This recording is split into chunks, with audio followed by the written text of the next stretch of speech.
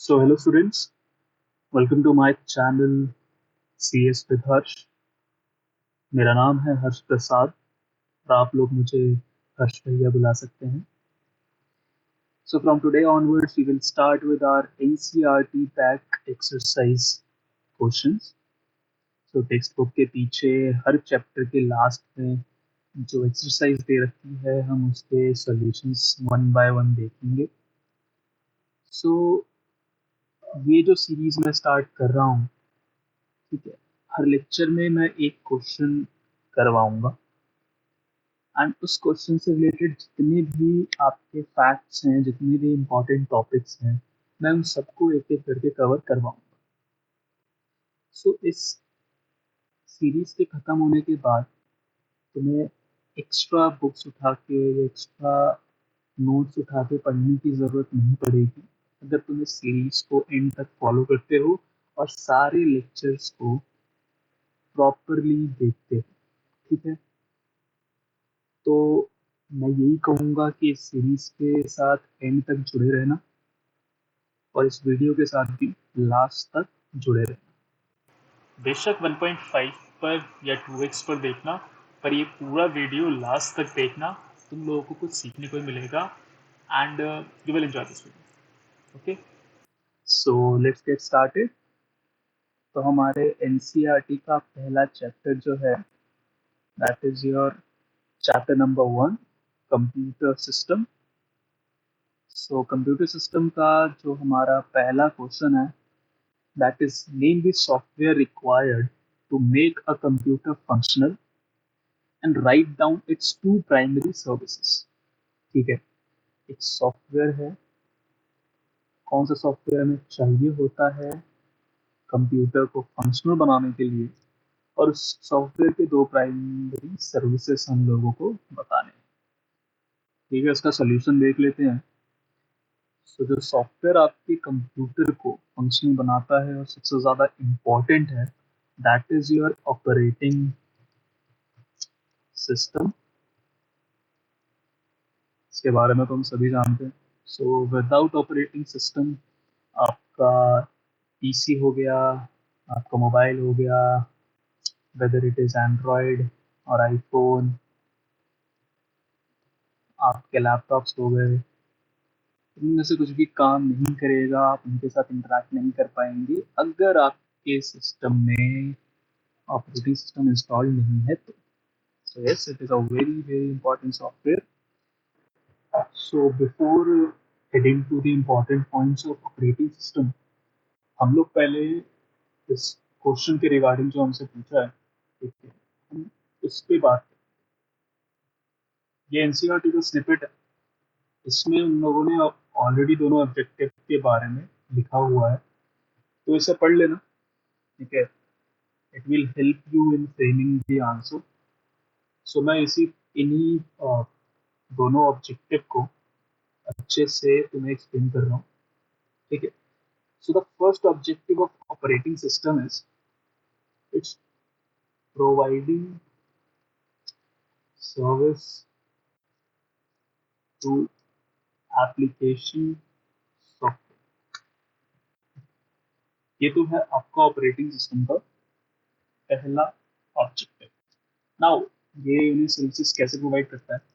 तो मान लो कोई तुम्हारा एप्लीकेशन सॉफ्टवेयर है, तो let us consider M S word. ठीक है, तुमने एम एस वर्ड पे डबल क्लिक किया तो उसकी एक विंडो खुली, है ना. हम लोग ये एम एस वर्ड है, यहाँ पे तुम सारा काम करते हो. तो जैसे एम एस वर्ड पे तुम डबल क्लिक करते हो तो ऑपरेटिंग सिस्टम क्या करता है, उससे मेमोरी में यानी कि रैम में लाके लोड कर देता है. ठीक है, लोड कर दिया, अभी इस पर कुछ एग्जीक्यूशन, कोई काम नहीं कर रहे, कोई कमांड नहीं दे रहे, बस उसे ओपन कर दिया. जैसे ही तुमने उसमें कुछ इनपुट दिया, यानी कि कुछ टाइप किया कीबोर्ड से, ठीक है, या फिर तुमने प्रिंट कमांड दी, या तुमने कोई एडिटिंग करी उसमें, ठीक है, इनमें से कोई भी टास्क दिया, ठीक है, तो उस टास्क को एग्जीक्यूट करने के लिए रैम जो है एम एस वर्ड को सीपीयू में ले जाता है या फिर आपके प्रोसेसर में ले जाता है. क्योंकि जो भी प्रोसेसिंग होगी, जो भी आपके कमांड्स होते हैं, उनको प्रोसेस करने का काम आपका सीपीयू का होता है. तो ऑपरेटिंग सिस्टम का इस पूरे सिनेरियो में यही काम है कि वो इस एप्लीकेशन सॉफ्टवेयर को, ठीक है, जब आप रन करते हैं तो उससे रैम में ला के लोड करता है। उसने लोड किया और लोड करने के बाद उसको रेडी स्टेट में रखता है कि जैसे ही उसके ऊपर तुम कोई टास्क परफॉर्म करोगे या कोई भी क्वेरी करोगे या फिर कुछ भी कमांड दोगे तो उसको एग्जीक्यूट करने के लिए रेडी रखता है। ठीक है, एग्जीक्यूट करने के लिए रेडी रखता है। एग्जीक्यूट कैसे होता है? सिंपली वो उसको प्रोसेसर को देगा एंड वहाँ पे जो भी तुमने इनपुट दिया है वो उसे एग्जीक्यूट करके तुम्हारे सामने आउटपुट रख देगा। तो मैंने जो तुम्हें अभी समझाया है, ठीक है, उसी को यहाँ पे स्निपेट में एक्सप्लेन किया हुआ है। तो जो मैंने वर्ड्स बोले हैं और यहाँ पे लिखे हैं उन पे खास ध्यान देना। ठीक है, ये जो तुम्हारे कीवर्ड्स हैं ये बहुत इंपॉर्टेंट है आंसर राइटिंग में, तो इनके ऊपर खास ध्यान देना। Like application programs need to be run, the operating system loads the program into the memory and allocates it to the CPU for execution। ठीक है, इन सब चीज़ों का, इन वर्ड्स का स्पेसिफिकली ध्यान रखना, यही तुम्हें एग्जाम में मार्क्स दिया। ठीक है, एंड इसी के साथ साथ मान लो अगर तुम्हारे पास मल्टीपल मल्टीपल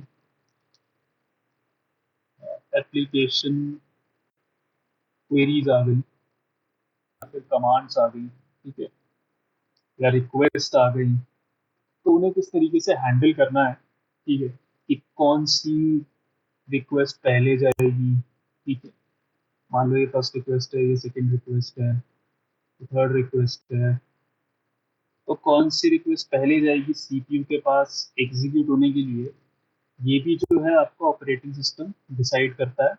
उसको हम हायर क्लासेस में तुम लोग जब जाओगे तो पढ़ोगे कि किस तरीके से वो प्रायोरिटी शेड्यूलिंग करता है। ठीक है, तो अभी के लिए बस इतना समझ लो कि अगर मल्टीपल रिक्वेस्ट आ गई तो उसे किस तरीके से हैंडल करना है, ठीक है, और किस तरीके से एग्जीक्यूट करवाना है, वो भी आपका ऑपरेटिंग सिस्टम देखता है। तो अगेन दो वर्ड्स याद रखना, हैंडल और एग्जीक्यूट। ठीक है, समझ गए? सो जो भी मैं वर्ड्स बोल रहा हूँ मैं ध्यान से सुनना, जहाँ पे तुम्हें लगे कि हाँ ये वर्ड्स आंसर राइटिंग में हेल्प करेंगे वहाँ से लाएंगे, सो उनको नोट कर लेना। और ठीक है, जब एग्जाम में आंसर लिखना होगा तो लिख देना। Okay, now the second task, जो आपका सेकंड ऑब्जेक्टिव है, जो आपका ऑपरेटिंग सिस्टम करता है, that is user interface provision. अब यूजर इंटरफेस प्रोविजन क्या, सिंपल है, यूजर को इंटरफेस प्रोवाइड कराना, नाम में ही लिखा हुआ है। सो जो सेकंड ऑब्जेक्टिव है आपका ऑपरेटिंग सिस्टम का वो ये है कि आपका जो भी यूजर है उसको वो इंटरफेस प्रोवाइड कराना। अगेन ऑपरेटिंग सिस्टम में देखा ही होगा, वहाँ पे आइकन्स वगैरह होते हैं। ठीक है, उन पे आप जाते हो, आपका कर्सर है, आप ले जाके क्लिक कर देते हो। ठीक है, उस पर क्लिक किया आपने तो ओपन हो जाता है आपका एप्लीकेशन प्रोग्राम। या फिर आप कीबोर्ड से कोई भी इनपुट देते हो, माउस से इनपुट हो गया, ठीक है, स्क्रीन पे तुम्हारा आउटपुट दिखाना।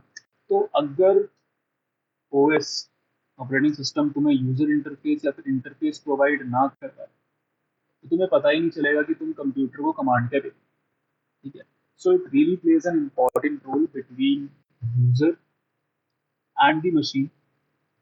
ठीक है, बाय प्रोवाइडिंग एन इंटरफेस, इन दोनों के बीच में रहता है। ठीक है, इसके कमांड इस तक पहुंचाता है और इसके कमांड या इसके जो भी आउटपुट होते हैं वो इस तक पहुंचाता है, इस तरीके से कि वो यूजर, मशीन का जो भी आउटपुट है वो यूजर को समझ में आए और यूजर का जो भी इनपुट है वो मशीन को। ठीक है, so it really plays an important role in establishing a communication between the user and machine।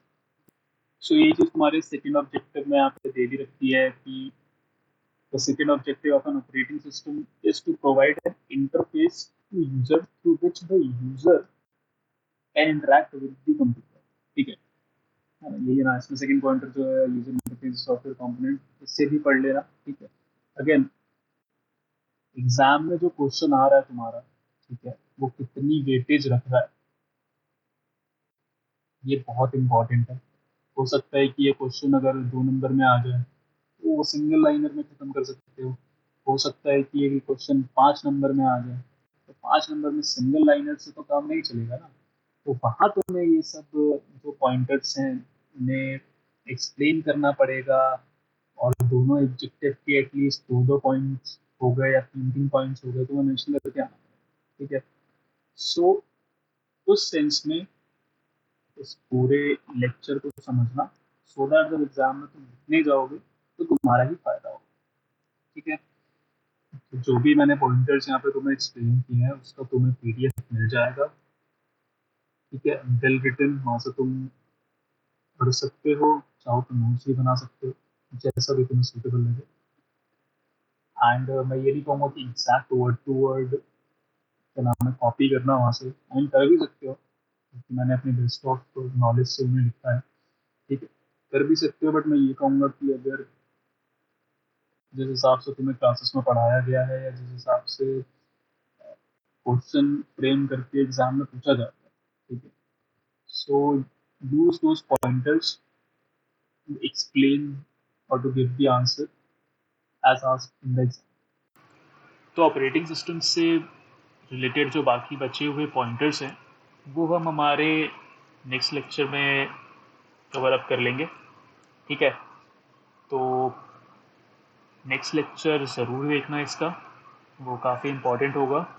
और अगर ये लेक्चर आप लोगों को पसंद आया तो इस लेक्चर को ज़रूर लाइक करना और इस चैनल को सब्सक्राइब करना, and do share this lecture with your friends, क्योंकि अच्छी चीज़ें दूसरों के साथ शेयर ज़रूर करनी चाहिए ताकि उन लोगों का भी बेनिफिट हो और वो भी अच्छी चीज़ें सीख सकें, ठीक है। So stay tuned, subscribe the channel, ताकि जो भी आने वाली लेक्चर्स हैं, जो भी आने वाली वीडियोस हैं, वो तुम लोगों तक पहुँचे एंड तुम लोग कुछ नया और कुछ इम्पोर्टेंट लर्न कर सको। So thank you, I will see you in the next class. तब तक के लिए bye bye students, take care.